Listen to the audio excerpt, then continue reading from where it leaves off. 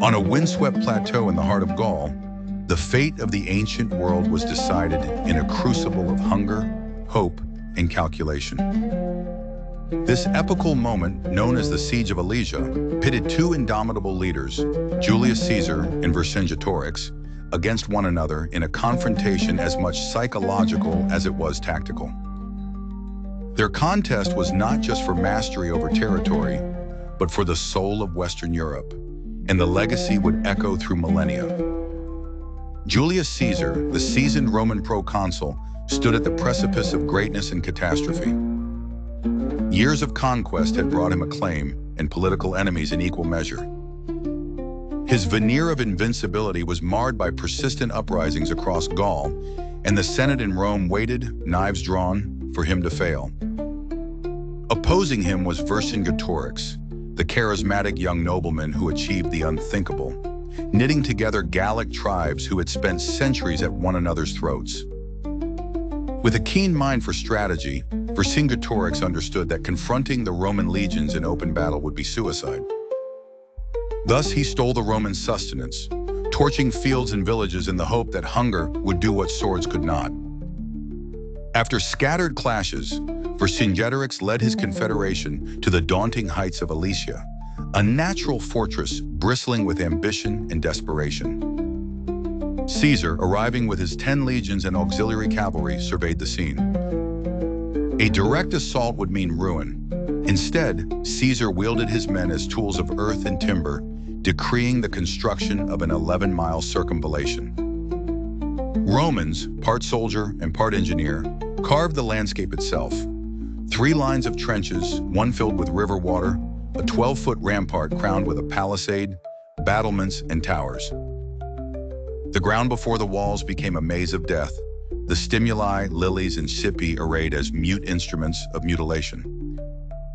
Assessing the Roman grip tightening, Vercingetorix made a bold bid. At midnight, his cavalry broke forth, tasked with summoning the might of all Gaul. Caesar watched his men dig and build day and night, then anticipating the coming storm, ordered a second outer ring, contravallation, stretching 14 miles to encircle his own forces. The besiegers had by necessity become the besieged. Within Alesia's walls, time curdled into suffering. Supplies, barely enough for a month, dwindled. The leaders debated dark measures, yet Vercingetorix finally chose to expel the helpless, the Mandubi civilians, into no man's land. Their passage denied by Caesar, their death cries came to symbolize the pitiless calculus of survival. Roman morale faltered under privation and the unremitting suspicion that doom marched ever closer. Then the horizon shimmered with hope and terror. The fires of the relief army, a force that, if accounts are believed, inscribed the land with bodies as far as sight could reach, rekindled the defiance of the trapped Gauls. Combat erupted.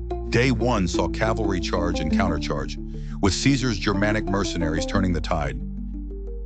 Day 2, night fell shuddering with shrieks as the Gauls, inside and outside, stormed the Roman works with fire, earth, and desperation, only to founder upon traps and fortitude.